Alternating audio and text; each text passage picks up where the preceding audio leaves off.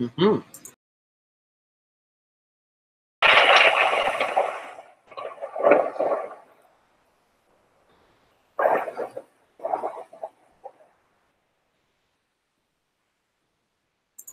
And just in case you guys didn't hear that, that was the sound of thunder cueing you in for the fact that it is time for yet another episode of the...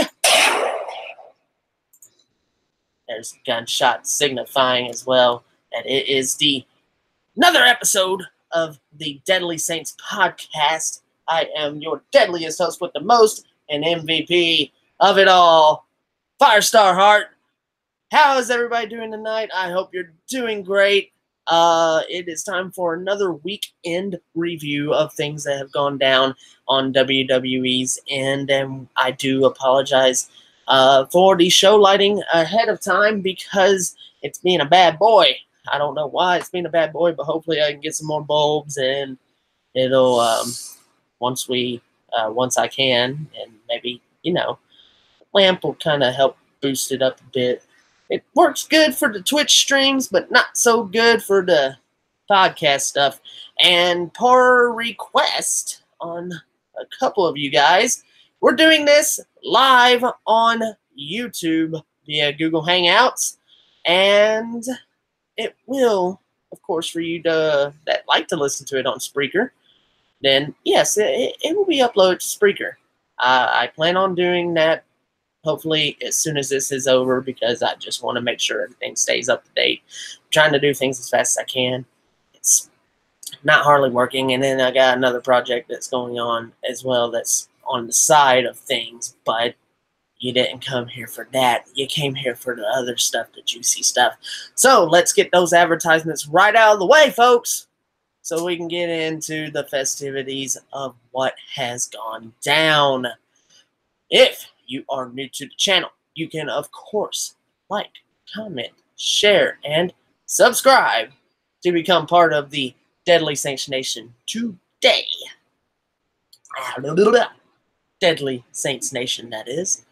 I'm not sure why my mouth was trying to blur that up. Sounded like a cheap off of Mario World. But there's more outlets you can follow us on. You can follow me on Twitter at Firestar Hart. You can follow Dark Angel on Twitter at DarkFireAngel95. She's on the floor over here. Can't really see her.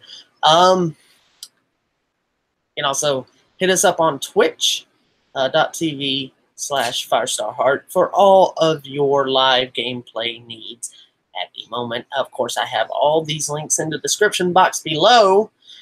And if you'd like to support us to grow, then, of course, you can support your boy Firestar Hart on patreon.com/FirestarHartCRW. Rewards are in the works, and I will try to make some better rewards. But you will definitely get a shout out if you decide to donate $1, just as low as $1. Or if you want to do things through PayPal.me, then you can do that as well, link in the description below. Or if you would like to throw a little bit of a bigger support, get yourself some official merchandise, because coming soon, there will be a Deadly Saints Team Tee and a Deadly Saints Podcast Tee. That's going to be fun to wear. So you can go to teespring.com/stores/Firestar-Hart. The link for that is also in the description box below. Now, a little bit of an update before we get into things tonight. As you can tell, for the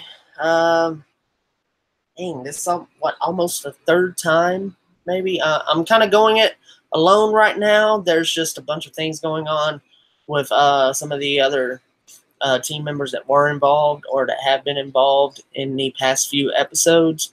In the earlier stages of our podcast picking up, there's just some things going on with them, so just keep everybody in your thoughts, and maybe once everything gets straightened back out, we can get one or a couple or all of them back. And if not, we're not stopping, because this is on my channel, goddammit, and we're going to keep going. All right? I think we're all on the same page here, Saints Nation. So we will keep that rolling regardless because, well, it's for the love of the fans and, well, the love of the fact that, yeah, this motivation came in, and I'm motivated to keep going regardless of how often I do it. And right now, with the schedule and the way things work, doing an end recap is working the best right now. So, with that in mind, let's get right down to it. It's time for Raw. And if anybody's in the live chat, feel free to say what's up. And if not, well, catch it in post-production. It is still all right with me. Now, what happened on Raw this past Monday? I'm just gonna breeze through this too because it is. I mean, come on, let's face it. Who's really getting excited for Raw anymore nowadays? It's mostly the same. They copy and paste the same format and just try to make it somewhat entertaining. And sometimes they have a couple of moments. They do, but most of the time, just listen to my boy Del X Man. He'll tell you it's really been hard, especially these last few years. So let's get into it. We see Triple H and Stephanie McMahon. Triple H and Stephanie McMahon are here, and they confront Baron Corbin. And Stephanie proceeds to D-man Baron Corbin. She choppity at those balls. And well, yeah, that's what happened there to Baron Corbin. I feel kind of bad for the guy, but at the same time, who's really getting behind Baron Corbin a lot? I mean, really, who is? So we go. We go to the ring for our other opening segment, and it's the Shield, and they have back and forth with Corbin and the gang being Strowman, Dolph Ziggler, and Drew McIntyre. Now we see mind games planted in. What's gonna happen? What's going on? Will Dean Ambrose turn on the Shield? And well, this plays out throughout the night, and even Seth Rollins trying to turn things around on Drew McIntyre. That is a very entertaining concept that comes up throughout the night. But we'll go through that as we get through the show. Finn Balor defeating Jinder Mahal after Bayley. After a Bayley distraction. Whoa. Okay. All right. Jinder Mahal, man, he's fallen down the card, hasn't he? But then again, I mean, when has Jinder Mahal ever really been popular? Now, credit, give him credit. He's in great shape, sure, but I don't think Mahal quite has it. But he's definitely probably going to go down as one of the most unlikely WWE champions of all time. So I guess that's something for him. The Riot Squad versus Natalya and the Bellas.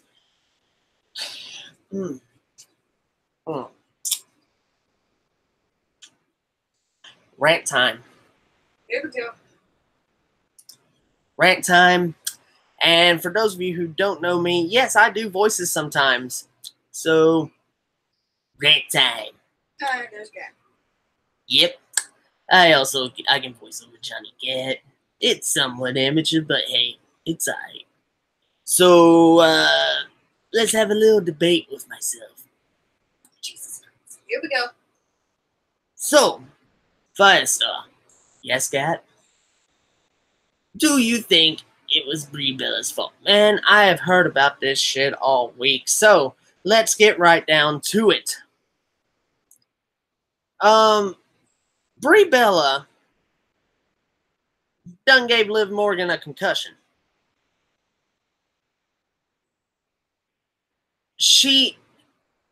The complaint that is coming from people is that Brie she's botched. It's not like it's just happened once. It's not like it's just happened once. Oh, it's an accident. This has happened multiple times since she's been back. And it's happened the majority of the time. It's happened on Raw. So, not saying that the Bella Twins have ever been the cream of the crop as far as wrestling goes, but come on, I'm about to fire some shots here. And for those of you who didn't hear that, yes, that was the gunshot from the Spreaker studio. Brie Bella, come on. This is ridiculous. This is absolutely and utterly ridiculous. And now, I mean, I guess there's no animosity, really, between them, which I guess is okay, but there's backlash from the audience. And the backlash from the audience could hurt a lot worse than the backlash that you're going to get from the locker room. Now, I thought when Brie initially retired at first anyway, she was going to ride off into the sunset, and that was it. She was done. But no, I guess that the feeling of having your kid watching you wrestle brought her back. Or to hype up the Total Divas, Total Bellas. I don't know. But for God's sakes, it's... Brie, I'm not knocking on Brie as a person. But I am knocking her ability in the ring. It's not there. It's just not there. The CRW version of the Bella Twins we invented are better wrestlers than Brie and Nikki. But Nikki seems less dangerous. But even so, what she caught Ruby, was it her that caught Ruby with the stiff forearm? Yeah, okay. That's not cool either. But the Riot Squad picks up the win, and thank God, and I hope Liv can recover. Ruby Riot picks up the win for her and Sarah, and, you know, they get Liv out of there and get her checked up. All right, cool. Then we go right into the special Connor's Cure segment with the entire roster, kind of, sort of, and two kids who are excelling in their battle, Carter and Elizabeth. They're presented with special championship belts by Triple H and Stephanie McMahon. And then the Hyundai partnership that's going with them gives up $200,000 to WWE in support of the Connor's Cure. It's a nice thing, you know. Whether or not you know it's whether or not it's just like one of those cash cow things. I mean, that's a bit of a touchy subject that I would rather not touch on. But I'm sure there's people that would go into the comment section either on this channel or some of the bigger channels, and they would be like, oh, you know, flaming up the keyboards with their own debates. It's a bit touchy, and I try not to touch on touchy subjects because touching on touchy subjects really gets your like and dislike ratio way off balance, and it's off balance towards the dislike. So I usually try to stay away from that. I'm a little bit more down to earth than most people, which is why I feel like I should be a bit bigger, so subscribe. So we go to our next segment. After that, Dolph Ziggler and Dean Ambrose, they're having a little spat backstage. Ziggler's trying to get in his head, obviously.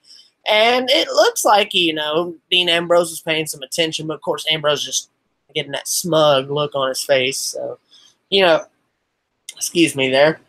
Ambrose always on his little smug look. So that was pretty fun. That was a good segment. The segments that were going on throughout the night, you know, with the whole teasing and everything, that was cool. That was a good thing. I give that an up as far as the show goes. Then Connor from the Ascension. Let's talk about it. He defeats Chad Gable. Okay. All right. And there you go, folks. We talked about it. Looked like he finished it off with a Dominator type maneuver there. Okay. We talked about it. So shall we move on? Yes, I agree. Let's move on. Ascension's already been far enough buried on the main roster anyway. I don't even know how many people would care if they won the tag team titles on the main roster. But this rate, not sure if it would ever happen. But hell, Jinder Mahal became WWE champion last year, so you tell me. In fact, you can even comment about that in the comment section below. Will the Ascension win tag titles on the main roster? Who knows? It's WWE. I don't toss anything out of the question, but not anymore. Now we go to the Raw Tag Team title defense, and probably one of the matches of the night, if not the match of the night. Dolph Ziggler and Drew McIntyre defeating a very game Revival, Scott Dawson and Dash Wilder. Great match, man. They really made them look good. Despite the Revival having the jobber entrance, the match turned out to be really, really good. I enjoyed it. It was a good title defense for Ziggler and McIntyre, and the Revival looked good. Now, I'm hoping that eventually the Revival gets a tag team title run as well. But I'm just not sure what Vince thinks of them altogether. I mean, they got to showcase a great match tonight, but are they going to end up falling out of favor? They already have once before. Injuries plagued them since coming to the main roster. I'm a little concerned about it. They're actually good technical wrestlers that deserve something. If not, should have already had it, but just for some reason got tossed over to the wayside. So we'll find out what happens in the future. But that match is an up as far as Raw goes in my book. That was an up of the night. The Kevin Owens show with Elias, that. Oh man, the stuff they're doing with Lio Rush and Bobby Lashley. All right, I'm kind of into it. More or less because Lio Rush is actually proven to be quite entertaining. And Kevin Owens is playing off of it great. He's playing off of it really good. I like what Kevin Owens is doing there. So, it's going pretty good, I think. Lashley goes on to defeat Elias by DQ, and Lio Rush is once again saved by Lashley from Kevin Owens, so he once again avoids trouble. It was funny to watch too, because that you could tell they were really just they were really getting it. That stuff like that is showing something. That's showing a bit of something. Then Seth Rollins, of course, playing the mind games right back to Drew McIntyre. And it started, looking like it was working there. Then we head on over to our next match with Nia Jax and Ember Moon versus Alicia Fox with Alexa Bliss in her corner. Ember Moon came off the apron with a senton, if I caught that correctly. And then Nia Jax she pretty much squashed Alicia Fox. She pretty much squashed her. Is there really any explanation behind these alliances, though? You see, that's what we as wrestling fans, especially WWE wrestling fans, that's what we worry about. Are we really getting quality continuity? What are we getting with WWE? And Raw, for some reason, has a hard time showing that. Which is why everybody thinks it will get better, which I believe it will, when Triple H fully takes over the reins. And we just had 2 viewers, so hello there. Dark Angel. Still looking at everything. Then we go to our final segment before the main event comes. Drew McIntyre and Dean Ambrose finally get together and have their own little spat. The mind games were real tonight. They were real. And, that was a pretty good tease for whatever may happen. I liked what was going on throughout the night. Baron Corbin gets the Authors of Pain to team with him. He gets the AOP to team with him to take on the Shield. How ironic. And now I want to take a note of this because the match kicked off. Roman Reigns hits, one of his power clotheslines, and freaking dude pops right back up from it, and Reigns is like, oh, fuck. and the match proceeds to, go through the it's hard hitting progress. The match was good. The match was good in and of itself. And then for some reason ends, they get the suicide dive spot in, take out the Authors of Pain. Luckily for the Authors of Pain, they did not take the pinfall. But Baron Corbin's still not looking any better. He takes the pinfall after catching a Dirty Deeds and a spear from Dean Ambrose and Roman Reigns.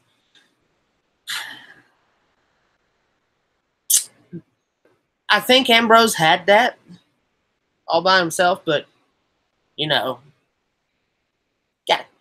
cock that fist, man, and get Roman Reigns the victory. So, I guess, right? I'm one of the guys that doesn't complain too much about Roman Reigns, except don't go overkill. But of course, it's WWE, and they have all their stock invested in Reigns. He's their #1 merchandise seller. La di da di da. Of course, they're gonna go overkill. Some people say CRW goes overkill with me, but I got a lot of charisma, so it's okay. It's good. It's better. It's great. Now we go to SmackDown Live, and R-Truth and Carmella open up with Truth TV. I love R-Truth. I really, really do, man. That dude is a nut. He is a freaking nut. R-Truth is amazing. And I loved it. And, of course, Miz had to come out and interrupt. Daniel Bryan was in, Truth's guest. It was a great opening segment. But then it leads into a match against with Miz and R-Truth. And Miz wins him with Bryan's flying knee. But the match was great. Now, R-Truth didn't get the revenge later on in the Mixed Match Challenge. I believe, Asuka tapped out Carmella and later on in the Mixed Match Challenge. So there's your result for the Mixed Match Challenge for Miz and Asuka versus Truth and Carmella. So, double L's for them on this night. But still, I'm enjoying this somewhat push that R-Truth is getting. I'm glad he's getting airtime once again. He is a very comedic, fun part of your show. Especially with his my bad stuff. So and even the little Jimmy stuff when he was a heel. That was funny too. And then the New Day, of course, they have some shenanigans with the bar, and then Sheamus defeats Big E, and I thought that match was rather quick.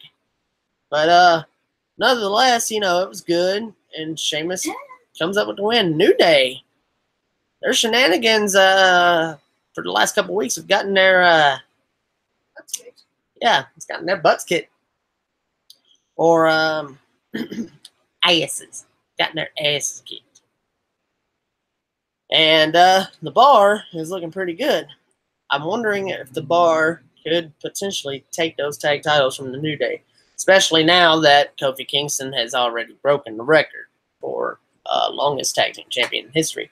Rumor has it Kofi could be in for a singles push, and that could be a good thing because I feel like Kofi's way overdue to receive one of those, especially a main event singles push. I think Kofi would do great, especially if he stays on SmackDown, because SmackDown right now, as Shane McMahon would say, has been the land of opportunity. So it would be nice to see R-Truth get that there.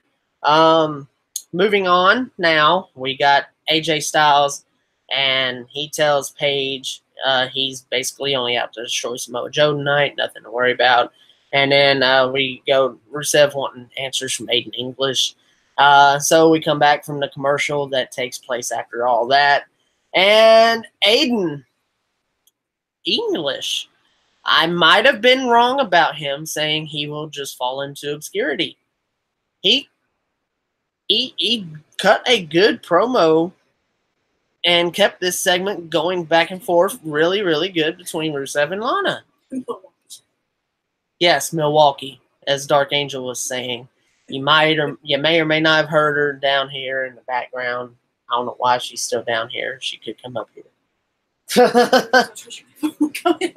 But yes, you can shine your flashlight. But oh, true. But yes, Dark Angel is now up here. So, bam. Woo, there she is. And yes, now Freaking Milwaukee. Milwaukee. What the? That one night in Milwaukee. What the hell happened in Milwaukee? I can't wait to tune in to SmackDown this coming Tuesday to see what is up about Milwaukee. And he also blamed Lana for breaking them up. Again, really, really solid. Good stuff right there. And then Becky Lynch just being her usual badass self. She had attacked Charlotte at a photo shoot earlier. Oh, lordy me. And she attacked Charlotte at a photo shoot earlier on. And yeah. That happened. Reminded Lana that she could very easily do the same to her if she wanted to. Very, very rebellious from Becky Lynch. Now we got Billie Kay and Peyton Royce, the Iconics, are sitting in on commentary for this next match. Asuka and Naomi defeat Mandy Rhodes and Sonya Deville. Okay. It seems like the juice is just on right now. But if the women's tag team titles are a thing to be unveiled, then you could possibly you could possibly put in for Asuka and Naomi to be potential favorites for the women's tag team titles. Yes, Dark Angel actually likes Asuka. I regret her not coming into Asuka having her undefeated streak, but I digress. I'll have to show her some NXT footage from Asuka. Now that was good stuff. Asuka, I think, should have stayed in NXT and kept it going, or she should have been under careful Triple H supervision. I mean, at least Raw kept her undefeated, right? But as soon as the move to SmackDown was made, she goes and loses the undefeated streak to Charlotte, then goes on to loses to Carmella multiple times, and yeah. So hopefully there's a bit of steam to be given back to Asuka. We'll just have to see what goes on from there. Welcome to the stream, by the way, folks. We are almost done with SmackDown and the Mixed Match Challenge. Now we go to Ty Dillinger versus U.S. Champion Shinsuke Nakamura. Now, what I appreciated about this was that Ty Dillinger got some airtime, and he actually got a fairly good amount of offense in on Shinsuke. And then Orton attacks him just because he thought his 10 chants were annoying. So Orton being a rebel, just I don't like your 10 stuff. So all right, Orton. I see you. And then after that, we get Becky Lynch versus Lana. Now, she looked okay, but Becky Lynch made quick work with her. Lana tried to fight off the Bexploder, but Bex just not having it, hitting her with that, and then locking her in a disarmor, and gets the win. And then the contract signing between AJ Styles and Samoa Joe does not end well for AJ, because No. Wendy, Oh, Jesus. I'm at your house, Wendy. Samoa Joe is straight up savage. That was a little bit. Yeah, well, Samoa Joe has been straight up creepy in this. This is true. That's the whole point of it. And then it attacks AJ Styles with his family. Yes, What the fuck? exactly. When will Samoa Joe ever stop? Oh, there is no stop to him. There is no stopping Joe. There is no stopping Joe now. What? Really? The fact that he had a toy for his daughter. What the hell? Oh, Leaves well. us hanging with him ringing the goddamn doorbell. I wonder if that was legitimately Styles' home, or if it was just a one of those places Yeah. to kind of, it could have been. I don't know. And if it was just a prop place, then hey, good job. It had the mailbox that said Styles. Yes. So I don't know if it was. Well, whether it was real or not, congratulations. They made that still look good, and I'm looking forward to the WWE Championship match between them again. They're doing a good job managing to keep this fresh, even though AJ Styles has constantly retained throughout. So, they're still making it look good and making it look strong. If we're being technical, is AJ Styles really a champion? Well, we'll find out come their next title match. And if rumor has it, if the rumors to be true, it could be a fatal four-way, and we would hope. And that would be between AJ Styles walking in as champion, I believe, versus Samoa Joe versus The Miz versus Daniel Bryan.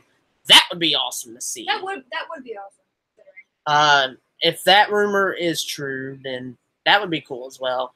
Now, I also hear that they want AJ Styles to be WWE champion when 2K19 drops in just a few days. For those of you that are getting the deluxe edition, I believe it comes out on October the 5th. You get it 4 days early. Thursday?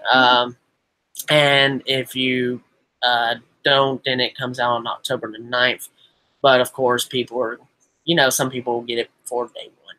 I managed to get my pre-order in for WWE 2K19. However, unless I am fortunate enough to come into some more funds for it, then my 2K19 will wait for a couple weeks. But the bright side is I managed to get my pre-order down, so I will have the codes that basically come with the package when you pre-order it. I will have those upon completion of my purchase. So hopefully that won't take no more than a couple weeks. I should have it still within the month of October. So there's no harm, no foul there. Basically, I'm going to be doing a lot of work, and I could be back with, another wrestling podcast episode next week. We'll just see how things work out for the week. I know. Busy schedule. Yes, I do. I'm doing some side work and also a bunch of other things. So having a podcast this coming week, that's WWE related anyway, that might be iffy. It might not. But, if I miss it, I apologize in advance. We'll find out what happens as the week goes on. I will do my best to take a tiny bit of note, just to kind of give that recap as to what's going on. I will try my best to take that. You just like shining light on me. I'm trying to figure out how to shine this freaking flashlight to where it gets both of us. God damn it! Well, let's just let my hair glow. Yeah, there you go. No, that's look. There you go. Chat. I don't think we have anybody in the chat. I just hit my There's knee. nobody. I just hit my knee. We have people. They're just watching. They're just watching us goof off right now at this point. So we got one more match in the Mixed Match Challenge because I actually covered the other one during the SmackDown results. Bobby Lashley and Mickie James defeated Jinder Mahal and Alicia Fox, and that was all for SmackDown. Alicia Fox getting pissed because she won. Yeah, about that. What the hell? She's Not happy. Congratulations, she's also crazy. Great, just like my rep of Nikki Cross. Yeah, it's just like Nikki Cross. No, except Nikki Cross, she a good kind of crazy. Alicia Fox, I don't know. But we go from there to NXT. We are on Wednesday and the last day that I know of in the WWE festivities. William Regal says he feels like he's getting closer to finding out who attacked Aleister Black. Well, some of you guys may have seen online or not. There's a photo out there. Chris So is here. that episode could be coming soon. Grizz Gaming just joined in. He's a Grizz, what is up, my man? What is up, brother? Nice to see you here, tuning in to this live stream. So William Regal, he's interrupted by the Undisputed Era, and Adam Cole says week after week, instead of doing his job, he comes out and plays Sherlock Holmes. Roderick Strong loves that show and wants to GM to do his job and prevent future attacks like the one which has Black still out of action. So, Undisputed Era playing something pretty good on William Regal here. And then they say they want him to do something about the cosplay Vikings terrorizing them. And the tag champs shouldn't have to worry about when the War Raiders will attack them. Cole gets back on the mic. He's demanding something be done to reprimand Ricochet. GM wants to know what for, and Cole says Ricochet's ducking him. No, he's not. Worse, he's giving Pete Dunne a shot at his North American title. He demands his rematch, and Regal reminds Cole he hasn't even asked for a rematch yet. So he wanted Dunne to soften up Ricochet. Cole, of course, says. What's worse, they ruined their match last week. The Panama City Playboy thought the villain would be distracted by his investigation. Of course, Nice little opening segment here. But in 2 weeks, Cole will get his North American Championship match indeed. But it will be a triple threat match between Ricochet and the Bruiserweight. And Strong and O'Reilly, well, they'll be busy because in 3 weeks, they're defending against Hanson and Rowe. So very, very strong opening segment here. Johnny Gargano is seen entering the building. He meets with the media as he enters. He's back in action next week against Tony Nese, and it's nice to have something to look forward to again from him. After his loss to Velveteen Dream, he said he had to go home and regroup. He apologized to NXT Universe because he's always been honest with him, and he lost himself, but he's back and he's ready to be Johnny Wrestling again. All right, cool. So as Gargano and Candice LeRae try to walk away, Lacey Evans stops them. Bless you, Dark Angel. Thank you. The First Lady questions LeRae, wondering why she hasn't done anything to help build her husband. And a real woman would fight with her man rather than try to keep things separate like they've been doing. And, well, Johnny keeps the two apart as that scene ends. Then we got hype video for Lars Sullivan. Velveteen Dream finishing up a photo shoot when Kathy Kelly tries to get a word with him. Dream tries to walk away because they've already talked about how he stole the show in New York. They've already talked about how he beat Gargano. So he's not ready to talk about Johnny Failure, the man who's not here, the man who attacked who's not here, the NXT champ. Kelly asks if he's implying Tommaso Ciampa took out Alistair, and Velveteen says he's not a snitch, but the writing's on the wall. So basically he's like, it's obvious. Now leave me alone. So He doesn't want to be bothered. Velveteen Dream, thumbs up, dude. You're bravo, man. Thumbs up. Patrick Clark, he's one that gets it. He really is. Wednesday is the night for wrestling. For those of you who don't know, Lars Sullivan defeated Victor Orkent, something like that, via disqualification. Because EC3 attacked Sullivan. What the hell is EC3?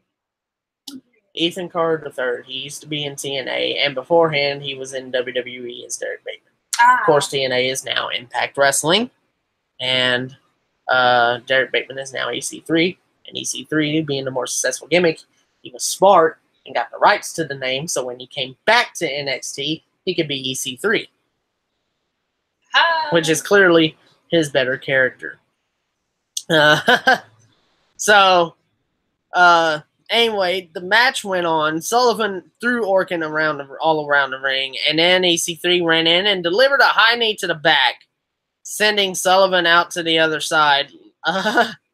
Now, Lars catches himself, but EC3 actually gets better of the exchange by sending him crashing to the ramp.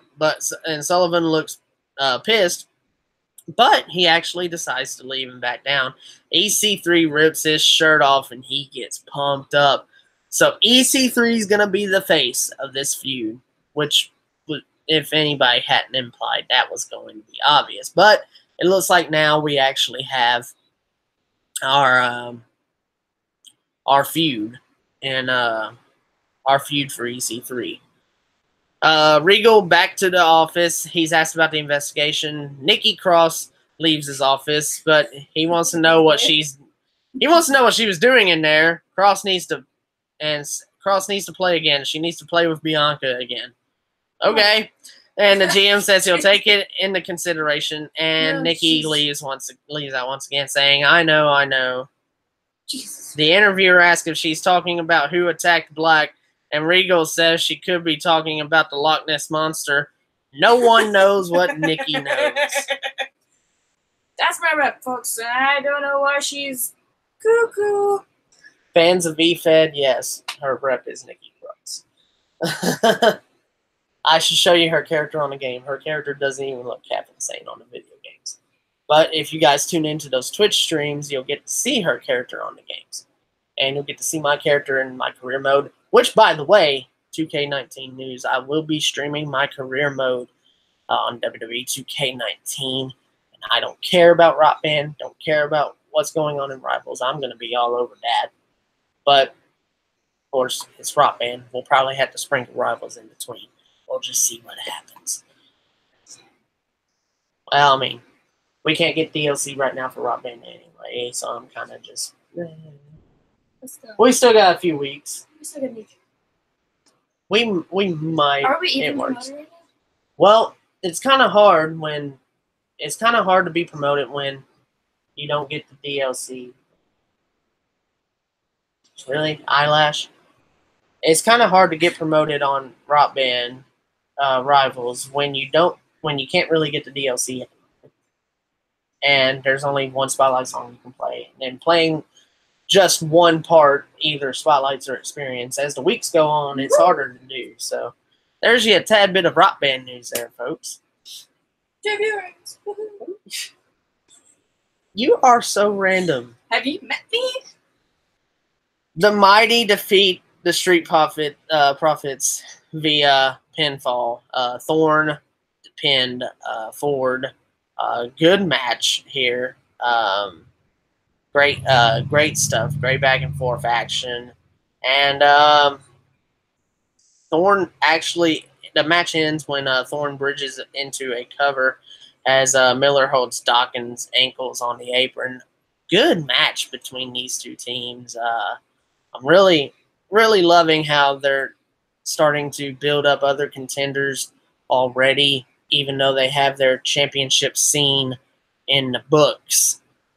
So that's a nice thing that's going on.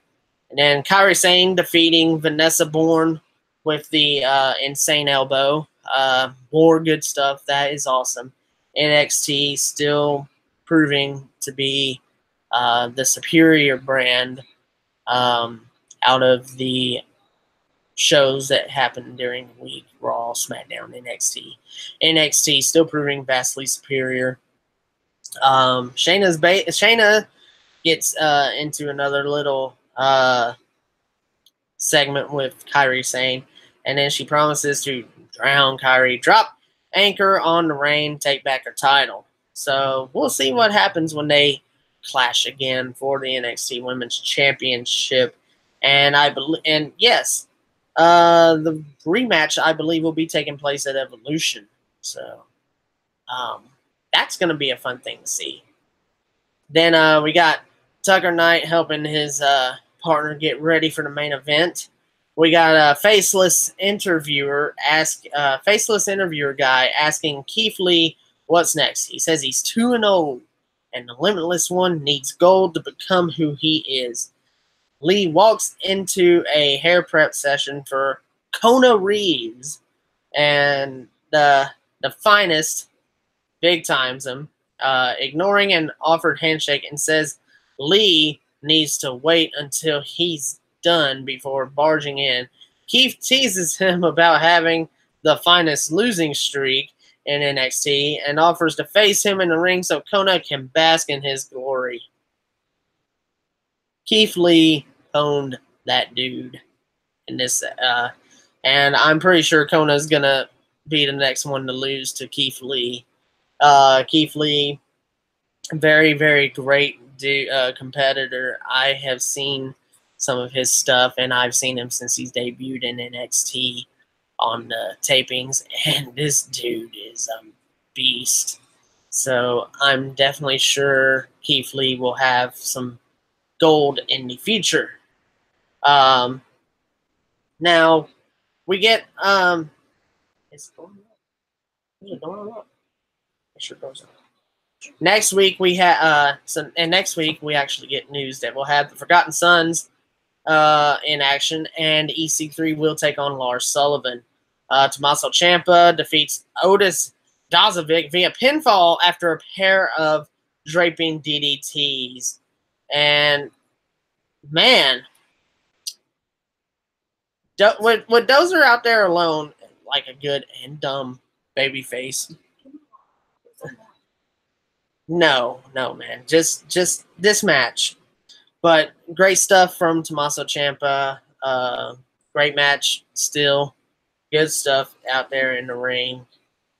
And after all that, Tucker actually gets Dazovic, carries him up the ramp, prevent any further harm from being done. And, of course, Tommaso Ciampa taunts them. And that is the end of NXT. Now, a little bit out of order because 205 actually went on before NXT. So we will get right into that. And, of course, your double duty pullers, Drake Maverick and Lio Rush over here on 205. Drake Maverick, of course, recaps the events as we head on in there.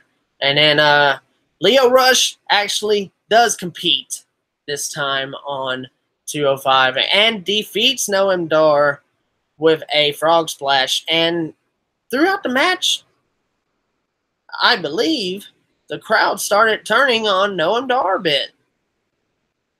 Not because Noam Dar ain't good, no, but because Lio Rush is awesome and entertaining.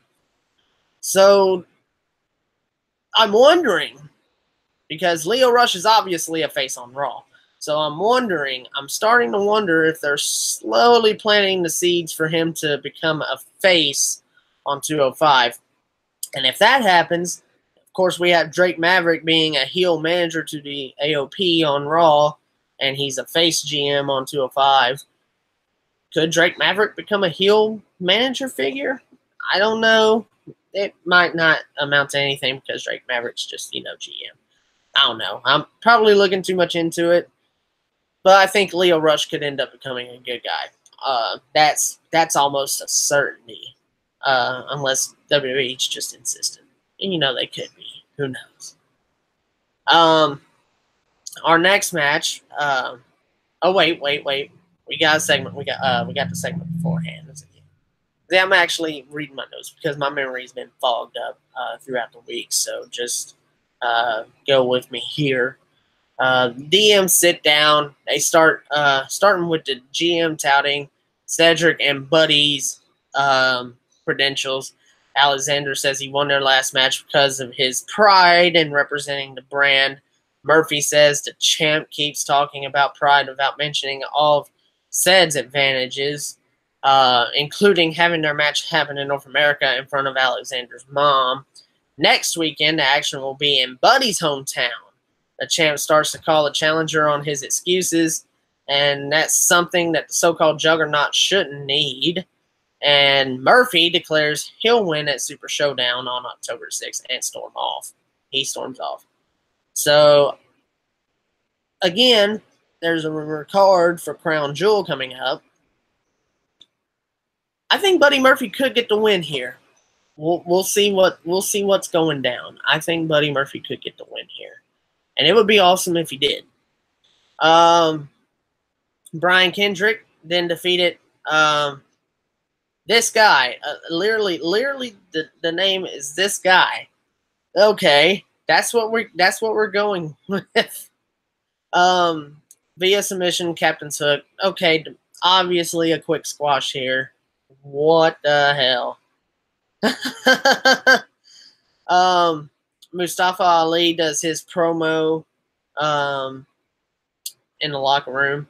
People say Insanity is trying the same thing over and over, expecting a different result, but people are looking to him to end Hideo Itami's reign of terror, so the Hart of 205 Live will face him again to do just that.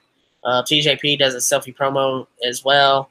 And he wears that mask. He's wearing a mask in this one. Says people took him to task for disrespecting Lucha Libre by masking Lince Dorado last week. Well, people may not know, but he wrestled for Mexico for years under a mask of his own. Something else may not know. Perkins didn't care about Lucha, and he doesn't now. Ooh. So, yeah. With him saying all he cares about is tapping people out and something he'll do to Kalisto next week. Wow. So TJP obviously still playing the role of the heel. Looks like he's trying to get some of his spark back there. We'll see what happens next week. Also next week, Jack Gallagher is going to face Akira Tozawa to try and get revenge against the man who injured his partner Kendrick. So we go right there from then to main event, and the match between Mustafa Ali and Hideo Itami ends in a double countout. But good Lord, was this match insanely awesome. Back and forth, hard-hitting action. Hideo Itami's going Kenta on Mustafa Ali, and just great stuff. Drake runs to check on them, and man, just what a way to end the match. We end the match, actually, with the 054 from the top rope onto Itami, and he was draped on the apron on this. This is what led to the double count out because Mustafa couldn't get back in the ring. Itami was out on the floor. Just wow. Wow, talk about throwing caution to the wind. Now we go from there to the Mae Young Classic. This is, I believe, wrapping up the first round or something like that. I'm not show 4 or 5 maybe. But we get this week we got Hiroyo Matsumoto versus Rachel Evers, and that, that's an all right match. It goes on to Matsumoto, who gets to win with a rock drop. Nice opening contest there for the night. We get Dana Brooke and Cassius Ohno are in the audience tonight. So, a nice little I like how they do, these superstars are there, these superstars are there, I like how they give the credit there. Tainara Conti defeats Jesse Elaban. I hope I pronounced that right. With a pinfall with, I would say the maneuver looked like a black hole slam. But regardless, still the match was good. I mean, the wrestling on the Mae Young Classic has been very on par. It is it's lived up to what you would expect. Good stuff. Our third match of the Mae Young Classic was for the night was Isla Dawn versus Nicole Matthews, and that match ends with Nicole Matthews getting the win by a submission with a lion tamer. And these matches are all these matches are they're back and forth. So each woman is getting to showcase either a little or a lot of their abilities before the matches are over, and that is something that we need. Of course, matches are like 15. I believe they have 15-minute time limits, but still, they're doing good with the time allotted to them. So, good thing to see Matthews winning with the Lion Tamer. It's a nice little throwback to Chris Jericho's move from back in the day. Of course, he's modified it now into the Walls of Jericho and the Lion Tamer. It was a little bit more painful than the Walls of Jericho. The Walls of Jericho just kind of sort of like a high elevated Boston Crab right now. But I believe he just changed the Lion Tamer over to the Walls of Jericho altogether when he came to WWE. But the Lion Tamer-esque Walls of Jericho that he had when he first came in, he actually would do that knee to the back when he had him elevated in the crab. But still good to see it. Now they call that version the Lion Tamer again. So, like I said, a little history. That's a little bit of history there. And now our next match is Io Shirai versus Gia Brookside. And, yeah. Yes. Very, very quick, I believe. Yes, this was perhaps the quickest match of the night. With Io Shirai getting pinfall with a moonsault. But just a good match. Great showing from Io, and Io and Gia hug and shake hands after the match. What a show, and what a way to end the festivities for the week in WWE. And news out. I don't know exactly how much news is going on in WWE this week, besides like match card rumors and all that stuff. Which the match card rumors for Crown Jewel, I actually like how it looks. It looks very promising, but we'll see exactly what's going on there. We'll see if any of those rumors or anything come to fruition, but still looks good nonetheless. We'll see what happens there. But I think one of the biggest notes I can capture from the news I've heard throughout the week has been Doug Williams on the Progress show that just happened. He has been retired from in-ring action per stipulation of his match. He lost the Atlas Championship, I believe it was, and he therefore retired from the in-ring action. And he got a standing ovation, and the crowd was there doing his little taunt with him, where he has his fist, shakes it a couple times, and cuffs his wrist. Again, good stuff. And I'm over here just making a bunch of noise. But that was pretty much all the news that I have garnered from this week. And so, with that in mind, I want to thank you guys who watched it live. Thank you guys for watching it in post-production. And if you guys decide to tune in on Spreaker, well, thank you guys there as well. We're going to get ready to hopefully take care of some other stuff. And I will see you guys in the next episode of the podcast, whatever it may be. If I do one at an early point this week. I have a good topic because it was something I wanted to do for episode 10. We'll just see what turns out first, and if not, we'll just go along with the flow as we can. But until then, goodbye, good night, and if you guys can't hear the thunder, well, that's a signification showing that this is ending. So we hope you guys enjoyed. We'll see you next time right here in the Deadly Saints world. Subscribe if you haven't already to join the Deadly Saints Nation. I am Firestar Hart. And we will see you guys next time. Peace.